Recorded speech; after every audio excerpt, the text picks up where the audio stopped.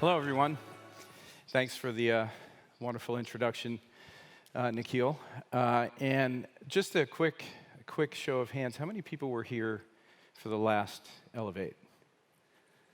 Okay, about a third of you folks. I'm going to bore you a little bit because I'm going to remind you of what I said, a couple of points, and it'll segue well, I think, into what I'm about to say.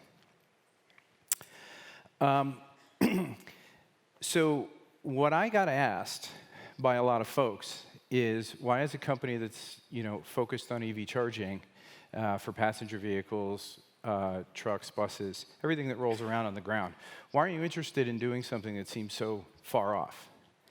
And the answer I gave is, first of all, there's nothing more exciting than what we're trying to do together as an industry right here to motivate truly engineering companies at their core, which I believe ChargePoint is, to want to be part of this. So, Nikhil didn't even, get the "will you participate?" He didn't even finish that sentence, and I'm in.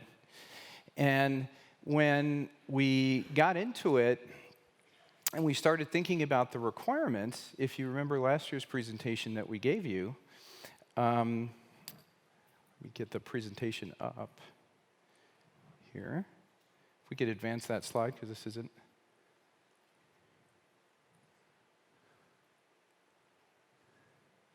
I'll tell you what I was going to say. Well, without the visual, I'll go into it. What we've done is we've spent the year building, among other things, a lot of high-speed infrastructure and high-speed products for passenger vehicles that are consumer-driven. We're looking forward to autonomous vehicles that are going to be driven by a machine learning algorithm, and also looking at heavy vehicles. We're in the middle of electrifying buses, kind of mid-scale trucks, and in the long term, heavy trucks.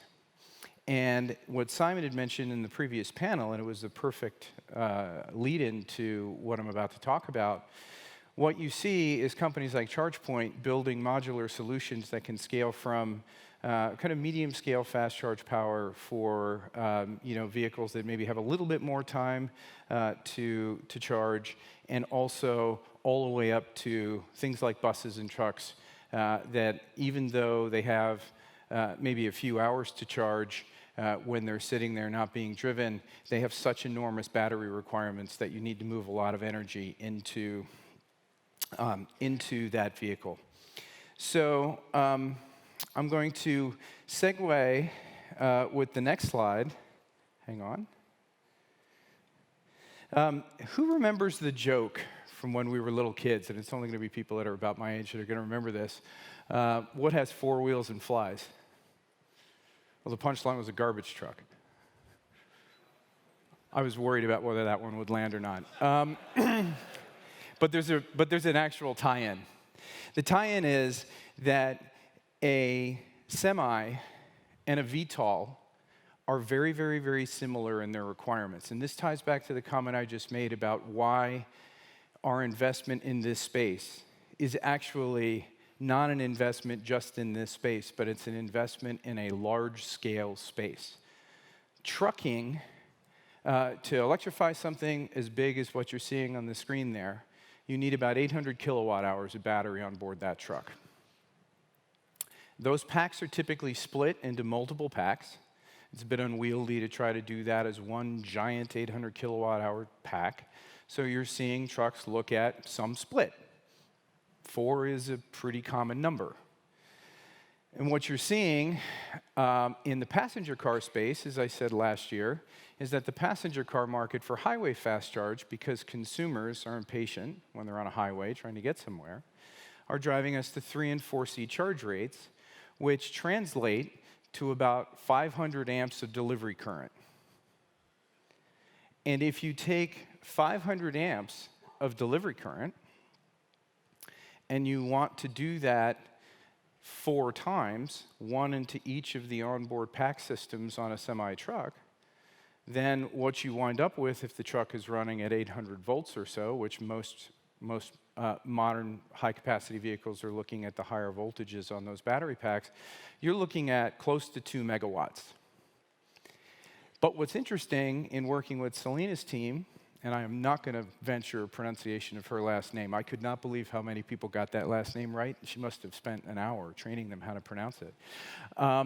What's interesting about the work we've done with Selena's team is that about that same rate of energy dispensation into the vehicle is necessary, into a VTOL, is necessary, just not for nearly as long a period of time because the pack is much smaller, but you need to turn that vehicle around in 5 minutes. So let's talk about what the requirements are. The requirements that we're settling on with Selena's team are 4 500-amp liquid-cooled delivery circuits. Now, we've already done 500-amp liquid-cooled delivery circuits for passenger vehicles. So bundling 4 of them into a cable and connector system is a piece of engineering that does not require new science. Because the pack architectures of different VTOL aircraft are pretty varying, you're seeing lots of different configurations, all the manufacturers in the room for aircraft. We can have up to 4 independent BMS interfaces into an aircraft. If you'd like to combine delivery circuits, you can use a set of contactors on the aircraft to do that, so you could actually have more current than 500 amps worth going to any one pack if you so desire.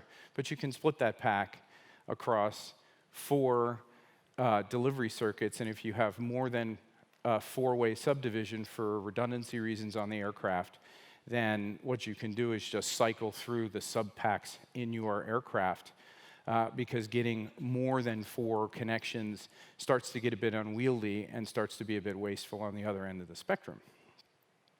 What we're also talking about here is also not making the same mistake that the industry has made in the vehicles that roll around on the ground space. In that space, autonomous interconnect was never contemplated. We think that's a huge mistake because now what you see is an industry that's wrestling with how to deal with an intermediate world where some vehicles are autonomous and some vehicles are not. So contemplating the requirements for autonomy in a connector design and in a system design, we think is important. Also, if you look at the insertion force required to just engage a connector that's trying to deliver as much power as we're going to be delivering to trucks and aircraft, what we have to do is have some motor assist in the connector system so you can engage and disengage that connector easily, because it's a lot of pins, it's a lot of pin area, and there's really no way to overcome the insertion force. So we've got provisions for that. And then obviously, in flight operations, these have to be very rugged. You have to be able to drop it. You have to be able to have it last for a very, very long time. It can't require maintenance because time is money in flight operations. So these, among others, are the requirements that we think are among a long list of requirements for a connector. So what we did in conjunction with the team at Uber is we went ahead and did a mechanical design for what we think one of these could look like. And what this is not a proposal that's that formal from us. What it is it's a conversation starter with many of you. What we're trying to do is put an example out there that says if you need these sorts of requirements for charging aircraft, what would that thing look like? And let's start looking at a physical model of that connector, and let's start working through those details together long before we actually need aircraft to take this on a regular basis. So without further ado, I will introduce you to our model.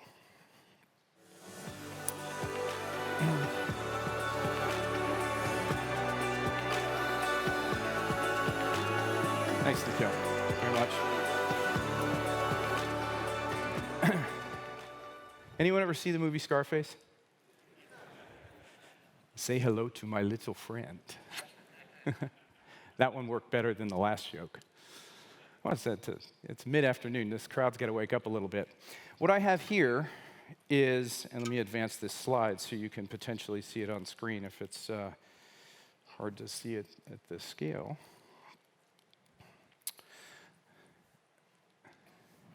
What I have here is a model of a connector that meets all those requirements. This is essentially the inlet that would be on the aircraft. Okay? I'll put this down because it's easier to point at the analog that's going to be in the technician's hands that's going to be fueling an aircraft.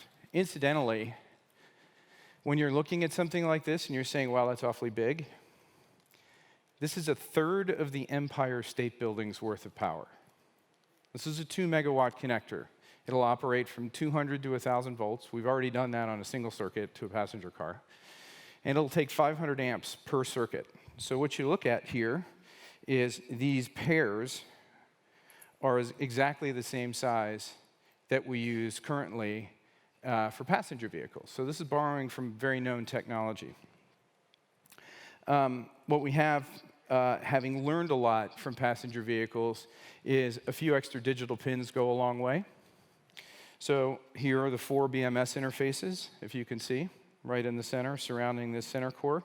But more importantly, this center core engages with a pin in that inlet. And when you actuate a switch, when you engage the lead-in with that inlet on the aircraft, you can actuate a switch that will drive a motor inside this unit that will basically overcome the insertion force and just pull this naturally into the aircraft. And then, of course, it'll bottom itself out and stop. When you want to disengage from the aircraft, it's just as simple. It's like a cordless drill at home. You just move the rocker switch into the reverse direction, and out it comes. If something were to break and you needed to disengage in an emergency, there'll be provisions to basically break that connection so the thing can be, just kind of grabbed and manually extracted. It'll take a little bit of force, but you could get it out. And then, more importantly, there's provisions for 2 very high-speed data connections. And the reason for the 2 high-speed data connections is that life has way more imagination than we do. What we're finding on autonomous vehicles is that they're capturing, these are autonomous vehicles now driving around with 4 wheels, they're capturing a tremendous amount of LiDAR information, of camera information, of diagnostic information, et cetera. And it's not that practical to use a cellular network or a Wi-Fi network to offload those things when they're rolling around.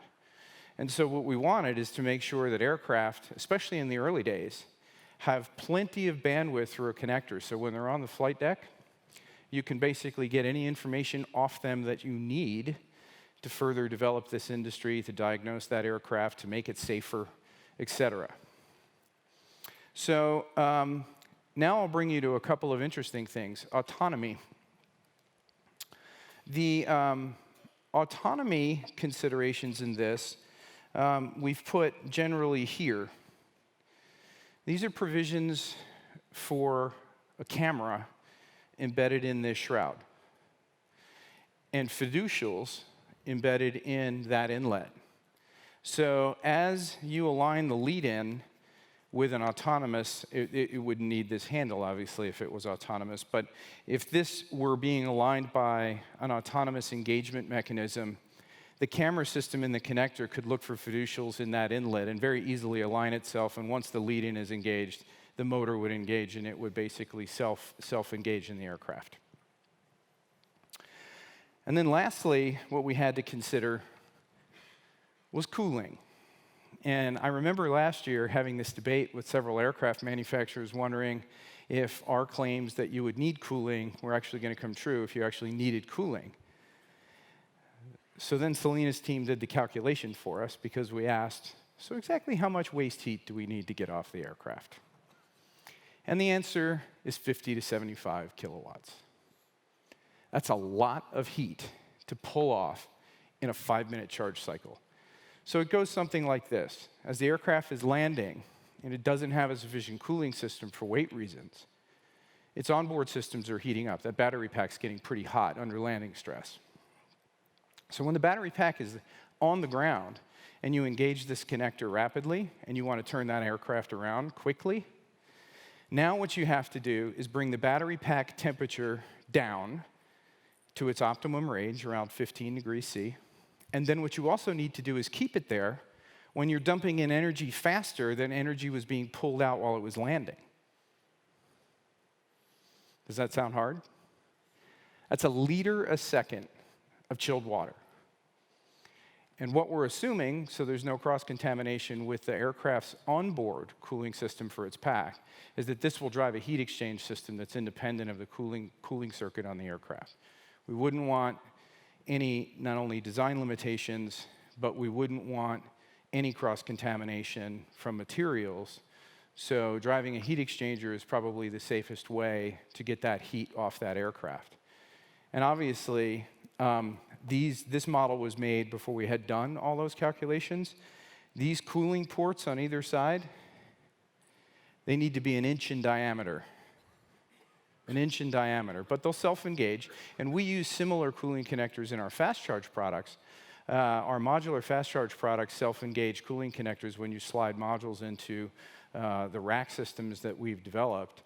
If you look on our website, you can see an example of that. So we can engage modules into our cabinets that we use for fast charging with no tools. It's all bus barred and zero tool, blind mating, dripless interconnect on the cooling, et cetera. So we can just slide in modules or pull out modules with no tools. And we're using the same technology here. It's pretty tried and true technology in a lot of applications. Lastly, we had to consider dropping this a lot. Obviously, it's going to be connected to a fairly sizable cable. So its bend radius on that cable is going to be fairly limited. That may take some of the shock out of it. But what's interesting is our current cables for charging cars, albeit they only have one circuit, are pretty flexible. When you put 4 in a cable and that cable diameter gets bigger, it's certainly going to lose some flexibility, but it's not going to be that inflexible. It'll be handleable. So when you drop this, you have to make sure that this connector is protected. So what we did, and this is a concept, there's many ways of solving this, is we tried to develop a handle system to make it easy to handle when it's manually inserted that also serves as a set of bumpers.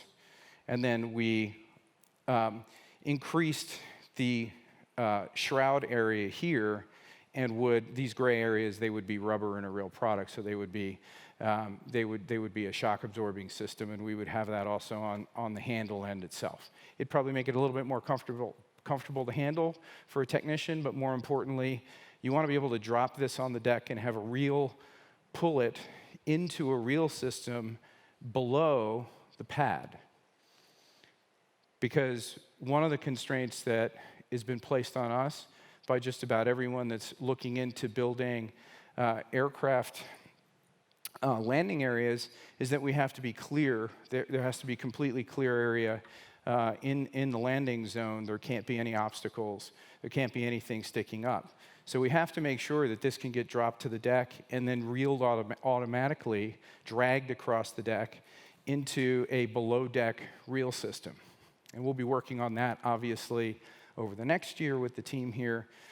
And what we hope is that a lot of you will engage us on this.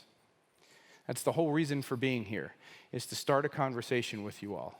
So I'll introduce you to someone here, because I'm sure there are a lot of engineers. Paul Garrow, can you put your hand up? There's Paul from ChargePoint back there. Paul is one of 2 engineers that designed this prototype. He's been leading it. He's working with Selena's team here. They've actually known each other before in a previous life. And that's the man you should direct questions to. I just stand up and say what he tells me to say. But he actually knows all the technical details. And what we'd like to do is work together with the trucking industry to create some volume around a connector design that gives us experience, that gives us some higher volume. Trucks aren't that high volume, but they're much higher volume than aircraft. Get this out of a cottage industry. Just like the VTOL aircraft are trying to leverage the auto industry, we want to leverage the trucking industry with this. So if we can get some interested aircraft manufacturers and some interested trucking manufacturers to try to coalesce around this problem set and create a common connector standard, we can be way ahead of the game. So if you're interested in participating, come see someone from ChargePoint. We'd be happy to start figuring out how to create a community around this and to start to do some serious work. We did this pretty much since last year. We've come a long way on our charging systems. We'd like to make the same amount of progress with you all from this point. So next year, there's a lot of us up here talking about how we're leveraging a new design, which is hopefully better than this one because it's been contributed to by a lot of great folks in the room. So with that, I'll end. Thank you for your attention. I really appreciate it. And we'll see you next time.